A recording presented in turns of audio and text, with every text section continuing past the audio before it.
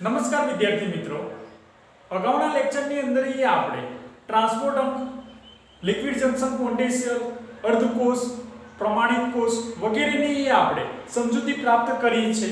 Next આપણે ટોપિકની અંદર આપણે વાત કરીએ કે કોષનો સાંકેતિક નિરૂપણ આપણે કઈ રીતે કરી શકીએ છીએ. તો સૌપ્રથમ આપણે વિદ્યાર્થી મિત્રો આપણે વાત કરીએ કે કોષના સાંકેતિક નિરૂપણની અંદર સૌપ્રથમ આપણે બે અર્ધકોષની જરૂરિયાત પડે છે, કારણ કે આપણે એક અર્ધકોષથી આપણે રેડોક્સ પ્રક્રિયા પૂર્ણ કરી શકતા હોતા નથી. તો ફર્સ્ટ કન્ડિશન આપણે લખીએ કે કોષના સાંકેતિક નિરૂપણમાં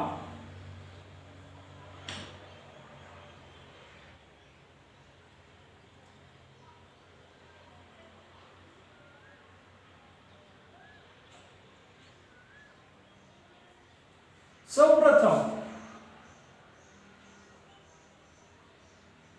બે અર્ધકોષની જરૂરિયાત પડે છે.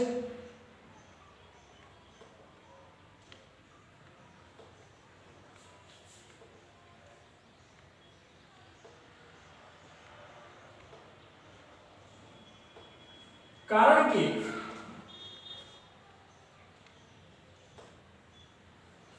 એક અર્ધકોષથી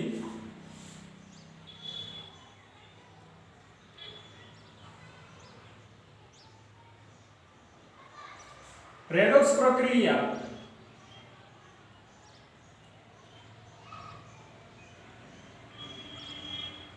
પૂર્ણ થતી નથી.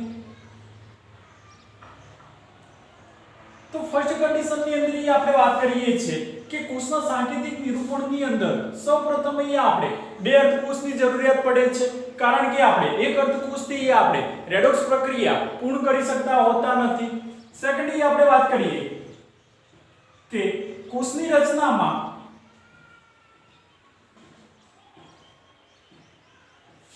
જો ક્ષાર સેતુનો ઉપયોગ કરવામાં આવ્યો હોય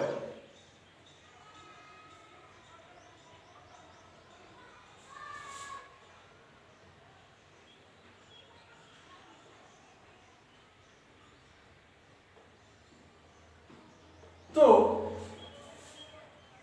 બે વર્ટિકલ લાઈન વડે આપણે દર્શાવી શકીએ છીએ.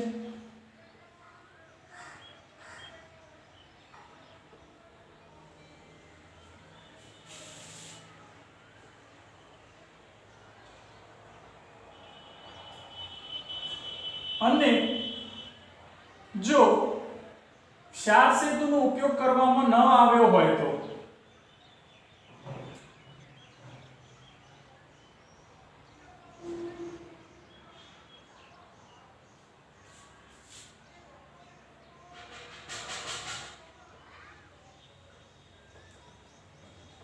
એક વર્ટિકલ લાઈન વડે દર્શાવી શકાય.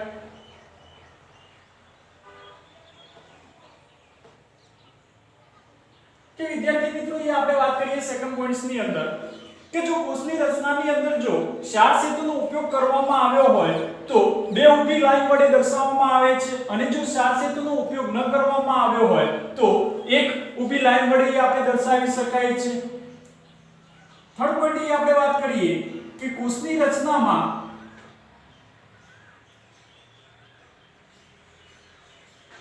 એનોડને હંમેશા ડાબી બાજુ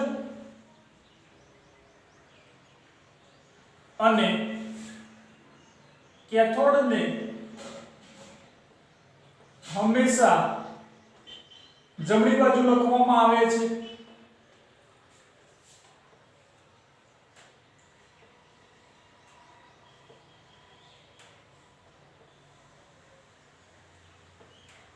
કે થર્ડ પોઈન્ટ્સ ની અંદર આપણે વાત કરીએ છીએ વિદ્યાર્થી મિત્રો કે હંમેશા કોષની રચનાની અંદર એનોડને હંમેશા ડાબી બાજુ અને કેથોડને હંમેશા જમણી બાજુ આપણે લખવામાં આવે છે.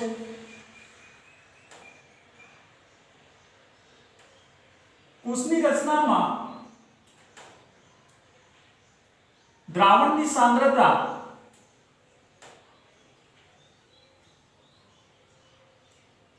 મોલારિટી એકમમાં એટલે કે કેપિટલ M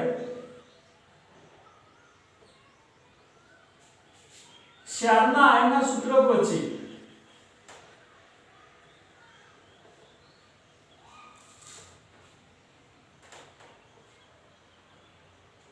કૌંસમાં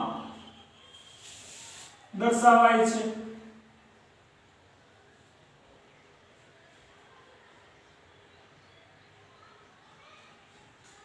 કે ફોર્થ પોઈન્ટ ની અંદર આપણે વાત કરી છે કે જે સાંદ્રતા જે છે દ્રાવણની એ મોલારિટી એકમમાં આપણે ક્ષારના આયનના સૂત્ર પછી આપણે બ્રેકેટ એટલે કે કૌંસની અંદર આપણે દર્શાવી શકીએ છીએ અને લાસ્ટ પોઈન્ટ વાત કરીએ કે જો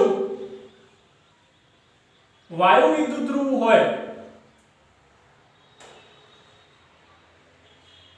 તો તેનું દબાણ 12 એકમમાં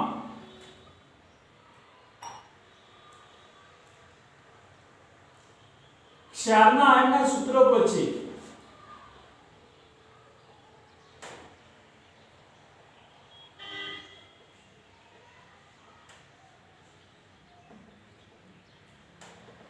કૌંસમાં દર્શાવાય છે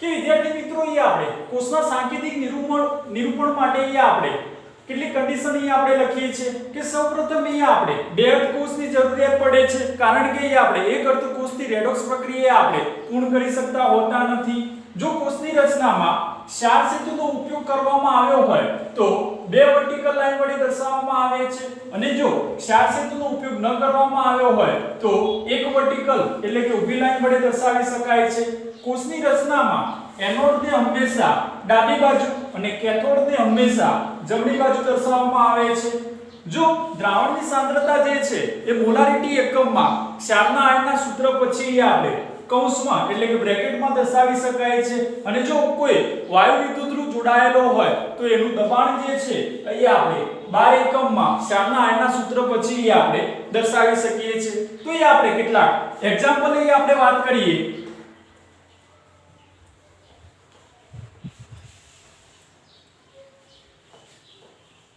તો અહીં આપણે સૌપ્રથમ અહીં આપણે અગાઉના લેક્ચરની અંદર આપણે વિદ્યુત રાસાયણિક કોષ અથવા તો ડેનિયલ કોષની અંદર આપણે વાત કરી છે કે ડેનિયલ કોષની અંદર ઝિંક વિદ્યુત ધ્રુવ જે છે એ એનોડ તરીકે વર્ક કરે છે અને કોપર વિદ્યુત ધ્રુવ જે છે એ કેથોડ તરીકે વર્ક કરે છે તો એના માટે આપણે સાંકેતિક નિરૂપણ અહીં આપણે લખવું છે તો અહીં આપણે આ રીતે આપણે લખી શકીએ છીએ કે Zn સોલિડ અર્ધકોષ Zn2 plus aqueous 1 molar ક્ષાર સેતુ Cu2 plus aqueous 1 molar અને Cu solid તો અહીં આપણે આ કોષની રચનાની અંદર આપણે સૌપ્રથમ અહીં આપણે એક અર્ધકોષ છે અને આ બીજો અર્ધકોષ છે એટલે કે કોષની રચનાની અંદર આપણે બે અર્ધકોષની આપણે જરૂરિયાત પડે છે તો એક અર્ધકોષ અને બીજો અર્ધકોષ અહીં આપણે લખ્યો છે સેકન્ડલી આપણે પોઈન્ટની અંદર વાત કરીએ કે અહીં આપણે બે વર્ટિકલ લાઈન અહીં આપણે દર્શાવી છે એટલે કે અહીં આપણે કોષની રચનાની અંદર આપણે ક્ષાર સેતુનો ઉપયોગ કર્યો છે અહીં આપણે એક એક વર્ટિકલ લાઈન વડે દર્શાવ્યું છે જ્યાં ક્ષાર સેતુનો ઉપયોગ થતો નથી વધુમાં કે ક્ષાર સેતુની ડાબી બાજુ આ જે છે ક્ષાર સેતુ છે તો ક્ષાર સેતુની ડાબી બાજુ હંમેશા એનોડ લખવામાં આવે છે અને ક્ષાર સેતુની જમણી બાજુ હંમેશા કેથોડ લખવામાં આવે છે એનોડ કે જેની ઉપર ઓક્સિડેશન પ્રક્રિયા થાય છે અને કેથોડ કે જેની ઉપર હંમેશા રિડક્શન પ્રક્રિયા થાય છે તો એનોડને હંમેશા ડાબી બાજુ અને કેથોડને હંમેશા જમણી બાજુ દર્શાવવામાં આવે છે વધુમાં કે દ્રાવણની જે સાંદ્રતા જે છે અહીં આપણે મોલારિટી એકમમાં ક્ષારના આયનના સૂત્ર પછી અહીં આપણે કૌંસમાં દર્શાવવામાં આવે છે ઓકે સેકન્ડલી આપણે એક્ઝામ્પલ અહીં આપણે વાત કરીએ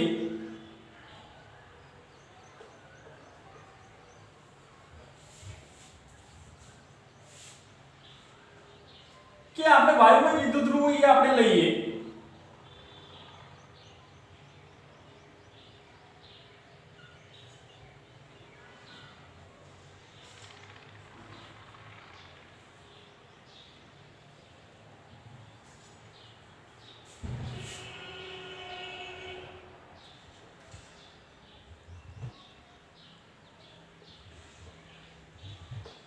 કે અહીંયા આપણે બે અર્ધકોષની આપણે રચના કરવામાં આવી છે. અહીંયા આપણે સાર સેતુ દર્શાવ્યો છે. સાર સેતુની હંમેશા ડાબી બાજુ જે છે અહીંયા આ એનોડ છે અને આ કેથોડ છે.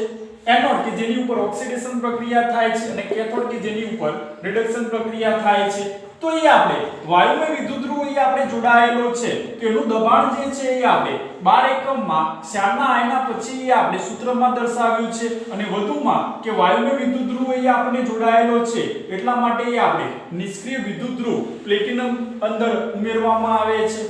એ જ રીતે અહીંયા આપણે લખી શકીએ કે Mg સોલિડ અર્ધકોષ Mg2+ aqueous 1 મોલર ક્ષાર સેતુ H+ aqueous 1 મોલર અને H2 gases 1 બાર અને નિષ્ક્રિય વિદ્યુતધ્રુવ અહીંયા આપણે પ્લેટિનમ અંદર અહીંયા આપણે ઉમેરી શકીએ છીએ. એ જ રીતે આપણે લખી શકીએ કે Ag સોલિડ અર્ધકોષ Ag+ aqueous 1 મોલર ક્ષાર સેતુ Cl- aqueous 1 મોલર અને Cl2 gases 1 બાર અને એ આપણે નિષ્ક્રિય વિદ્યુતધ્રુવ પ્લેટિનમ અંદર ઉમેરી શકીએ છીએ. તો વિદ્યાર્થી મિત્રો અહીંયા આપણે કોષના સાંકેતિક નિરૂપણ વિશે આપણે સમજૂતી પ્રાપ્ત કરી છે. નેક્સ્ટ આપણે વાત કરીએ પ્રમાણિત હાઇડ્રોજન વાયુ વિદ્યુતધ્રુવ.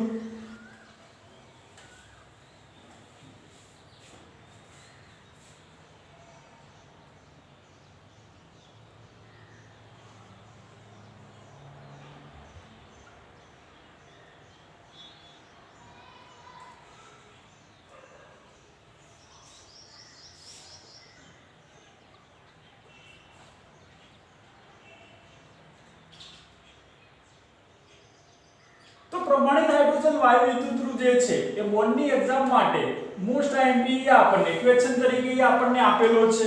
તો આપણને ખબર છે કે દરેક વિદ્યુતધ્રુવ જે છે એ ઇલેક્ટ્રોન મુક્ત કરવાની અથવા તો ઇલેક્ટ્રોન સ્વીકારવાની વૃત્તિ ધરાવે છે. તો ઇલેક્ટ્રોન મુક્ત કરવાની અને ઇલેક્ટ્રોન સ્વીકારવાની જે ક્ષમતા જે છે એ આપણે પ્રમાણિત હાઇડ્રોજન વાયુ વિદ્યુતધ્રુવ વડે આપણે દર્શાવી શકીએ છીએ. તો એ આપણે લખાણ લખી શકીએ કે દરેક વિદ્યુતધ્રુવ ઇલેક્ટ્રોન સ્વીકારવાની કે મુક્ત કરવાની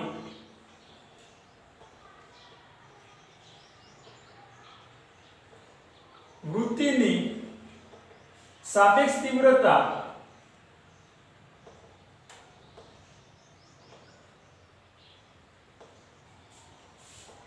સરખામણી પ્રમાણિત હાઇડ્રોજન વાયુ વિદ્યુતધ્રુવ વડે દર્શાવી શકાય છે.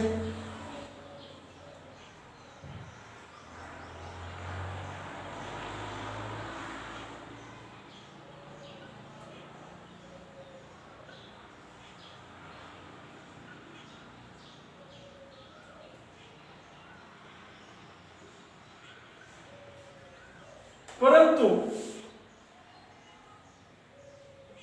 પ્રમાણિત હાઇડ્રોજન વાયુ વિદ્યુતધ્રુવ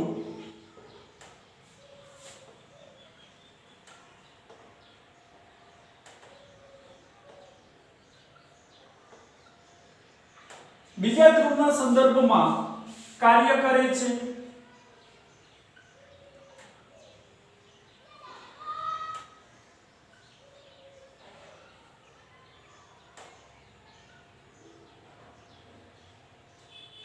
તેથી તેને સંદર્ભ ધ્રુવ તરીકે ઓળખવામાં આવે છે.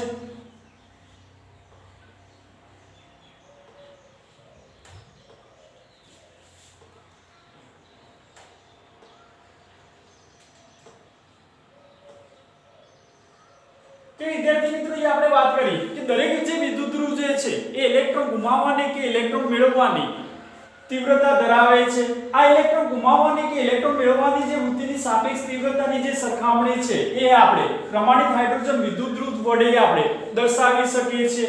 પરંતુ પ્રમાણિત હાઇડ્રોજન વાયુ વિદ્યુત ધ્રુવ જે છે એ બીજા ધ્રુવના સંદર્ભમાં કાર્ય કરે છે. તેથી તેને આપણે સંદર્ભ ધ્રુવ એટલે કે રેફરન્સ ઇલેક્ટ્રોડ તરીકે પણ અહીંયા આપણે ઓળખી શકીએ છીએ. તો પ્રમાણિત હાઇડ્રોજન વાયુ વિદ્યુત ધ્રુવ જે છે એ સંદર્ભ ધ્રુવ તરીકે આપણે ઓળખવામાં આવે છે. પરંતુ એની અમુક અહીંયા આપણે લિમિટેશન અહીંયા આપણને આપેલી છે એટલે કે મર્યાદાઓ છે કે પ્રમાણિત હાઇડ્રોજન વાયુ વિદ્યુત ધ્રુવને અહીંયા આપણે 298 કેલ્વિન તાપમાને અને 1 બાર દબાણે એને મેન્ટેન કરવો ખૂબ જ મુશ્કેલ હોય છે. તેથી આપણે સંદર્ભ ધ્રુવ તરીકે અહીંયા આપણે પ્રમાણિત હાઇડ્રોજન વાયુ વિદ્યુત ધ્રુવની કમ્પેરમાં અહીંયા આપણે બીજો અહીંયા આપણે સંદર્ભ ધ્રુવ તરીકે આપણે ઉપયોગ કરીએ છીએ જેને આપણે કેલોમલ સંદર્ભ ધ્રુવ તરીકે આપણે ઓળખી શકીએ છીએ. કે કેલોમલ જે સંદર્ભ ધ્રુવ જે છે એ Ag2Cl2 નો બનેલો છે કે જેની અંદર અહીંયા આપણે પેસ્ટ એટલે કે જે લુગડી છે એ આપણે KCl ની અંદર આપણે ભરવામાં આવે છે.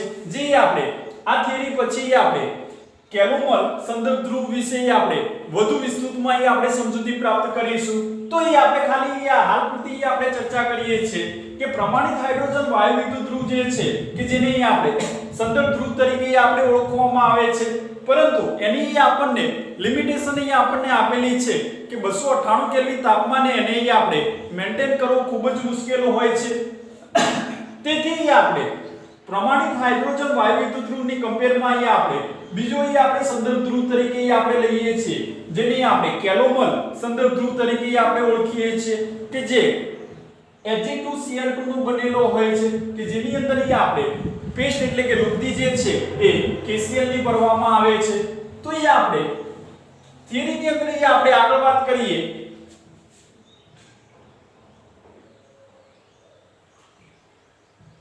કે બીકર લેવામાં આવે છે કે જેની અંદર આપણે H+ અથવા તો HCl નું આપણે જલીય દ્રાવણ ભરવામાં આવે છે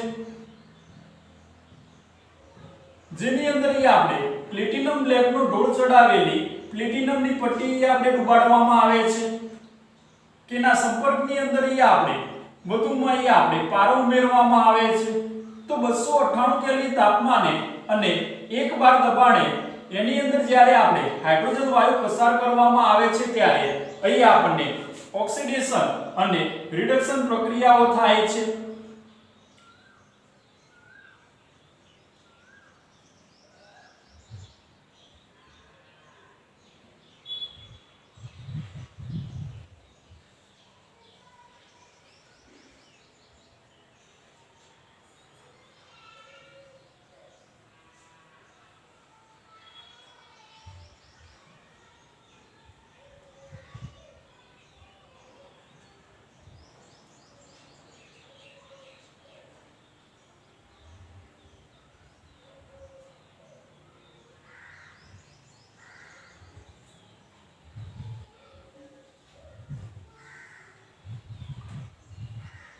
કે આની અંદર આપણે 1 મોલર H+ અથવા HCl નું આપણે જલીય દ્રાવણ લેવામાં આવે છે. તો એ આપણે લખાણ લખી શકીએ કે આકૃતિમાં દર્શાવ્યા પ્રમાણે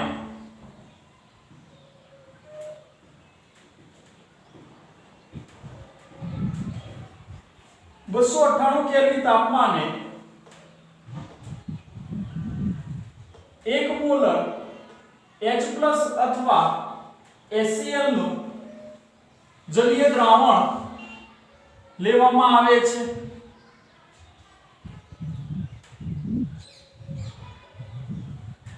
તેમાં પ્લેટિનમ બ્લેકનો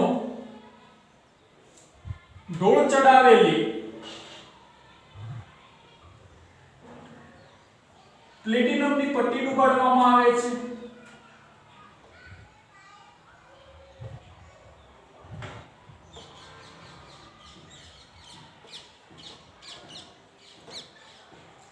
આ પટ્ટીને એક છેડેથી બંધેવી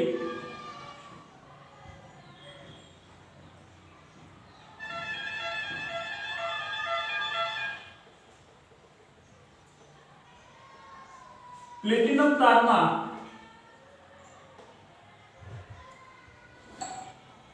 ટુકડા મારફતે જોડેલી હોય છે.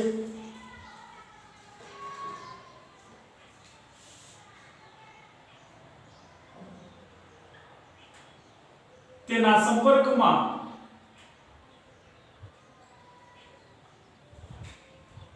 મર્ક્યુરી એટલે કે પારો ઉમેરી કોપર તાર વડે બાહ્ય જોડાણ કરવામાં આવે છે.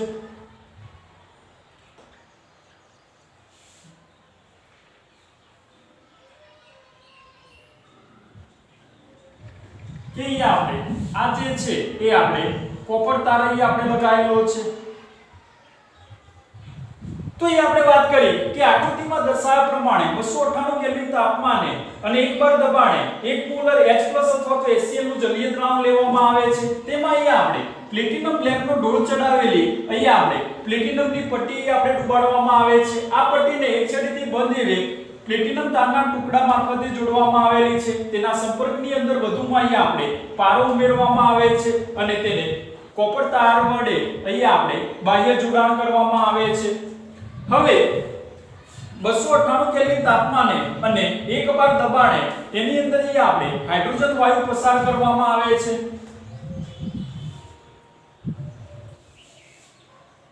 તો નેક્સ્ટ પોઈન્ટ અહીં આપણે લખી શકીએ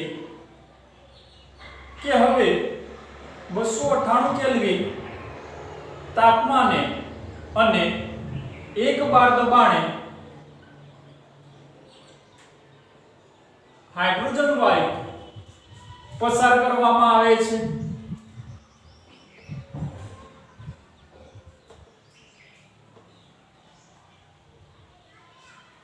તેથી આ જે અર્ધકોષ જે છે એ સંદર્ભ ધ્રુવ તરીકે જ્યારે અન્ય અર્ધકોષ સાથે જ્યારે જોડવામાં આવે છે ત્યારે તેની અંદર ઓક્સિડેશન અને રિડક્શન પ્રક્રિયાઓ થાય છે.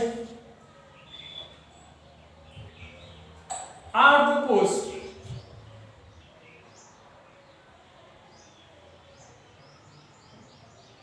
સંદર્ભ તરીકે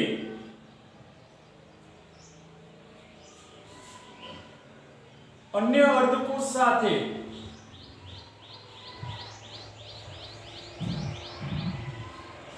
જોડવામાં આવે છે ત્યારે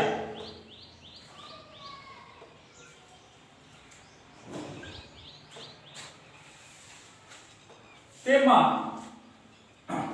ઓક્સિડેશન અને રિડક્શન પ્રક્રિયાઓ થાય છે.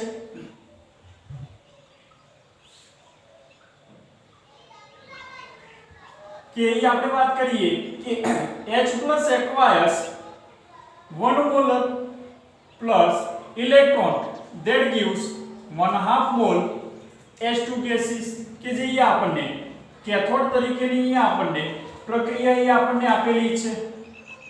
એ જ રીતે અહીં આપણે એનોડ પરની પ્રક્રિયા અહીં આપણે લખીએ તો 1/2 H2 gases that gives H+ aqueous 1 molar plus electron. તો કેથોડ કે જેની ઉપર રિડક્શન પ્રક્રિયા થાય છે અને એનોડ કે જેની ઉપર ઓક્સિડેશન પ્રક્રિયા થાય છે. આથી પ્રમાણિત હાઇડ્રોજન વાયુ વિદ્યુત ધ્રુવ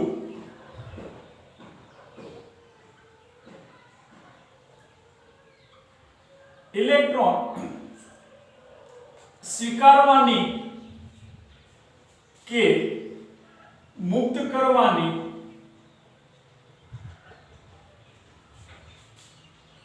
વૃત્તિ ધરાવે છે.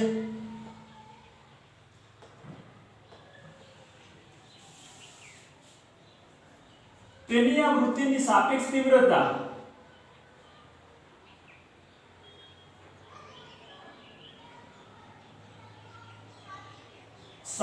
તીવ્રતા દરેક તાપમાને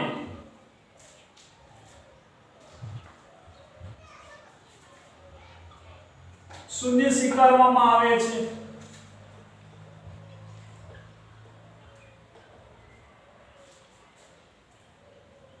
કે વિદ્યાર્થી મિત્રો અહીં આપણે મેઈન પોઈન્ટ આપણે યાદ રાખવો છે કે પ્રમાણિત હાઇડ્રોજન વાયુ વિદ્યુત ધ્રુવ જે છે એ ઇલેક્ટ્રોન મુક્ત કરવાની કે ઇલેક્ટ્રોન સ્વીકારવાની ક્ષમતા ધરાવે છે.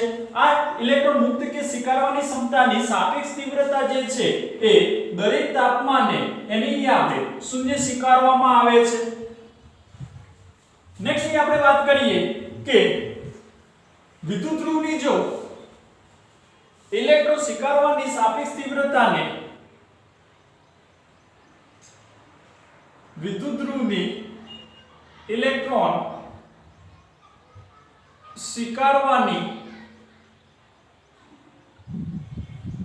સાપેક્ષ તીવ્રતાને રિડક્શન પોટેન્શિયલ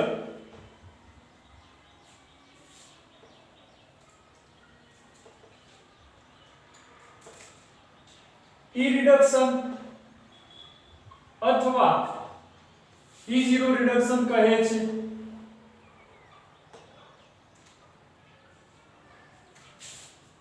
જ્યારે વિદ્યુત ધ્રુવની ઇલેક્ટ્રોન મુક્ત કરવાની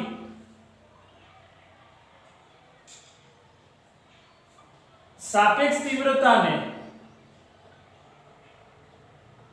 ઓક્સિડેશન પોટેન્શિયલ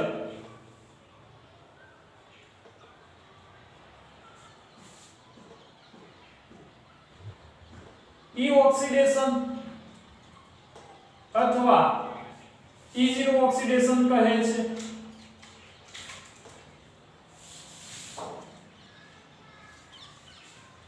આમ દરેક વિદ્યુત ધ્રુવ જે છે એટલે કે પ્રમાણિત હાઇડ્રોજન વિદ્યુત ધ્રુવ છે એ બીજા ધ્રુવના સંદર્ભમાં કાર્ય કરે છે. તેથી એને આપણે સંદર્ભ ધ્રુવ તરીકે આપણે ઓળખવામાં આવે છે.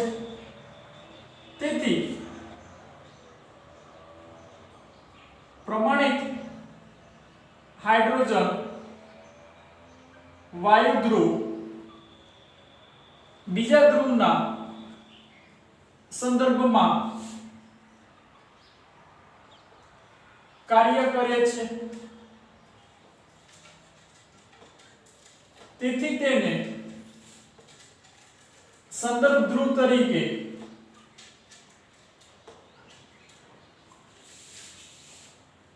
ઓળખવામાં આવે છે. તો વિદ્યુત ધ્રુવની ઇલેક્ટ્રોન મુક્ત કરવાની જે તીવ્રતા છે કે જેને આપણે ઓક્સિડેશન પોટેન્શિયલ તરીકે ઓળખવામાં આવે છે અને ઇલેક્ટ્રોન સ્વીકારવાની જે તીવ્રતા છે જેને આપણે રિડક્શન પોટેન્શિયલ તરીકે ઓળખવામાં આવે છે. તો અહીં આપણે વાત કરીએ કે દાખલા તરીકે ડેનિયલ કોષ જે છે કે ડેનિયલ કોષની અંદર ઝિંક વિદ્યુત ધ્રુવ જે છે કે ઇલેક્ટ્રોન ગુમાવે છે એટલે કે ઇલેક્ટ્રોન મુક્ત કરે છે. તેથી એને આપણે એનોડ તરીકે ઓળખવામાં આવે છે. અને કોપર વિદ્યુત ધ્રુવ જે છે કે ઇલેક્ટ્રોન સ્વીકારે છે તેથી એને આપણે રિડક્શન તરીકે આપણે એટલે કે કેથોડ તરીકે ઓળખવામાં આવે છે. દાખલા તરીકે આપણે વાત કરીએ કે ડેનિયલ કોષમાં ઝિંક વિદ્યુત ધ્રુવ એનોડ તરીકે જ્યારે કોપર વિદ્યુત ધ્રુવ કેથોડ તરીકે વર્તે છે. તો વિદ્યાર્થી મિત્રો અહીંયા આપણે આજના લેક્ચરની અંદર અહીંયા આપણે પ્રમાણિત હાઇડ્રોજન વાયુ વિદ્યુત ધ્રુવ વિશે આપણે સમજૂતી પ્રાપ્ત કરીએ છીએ. Thank you.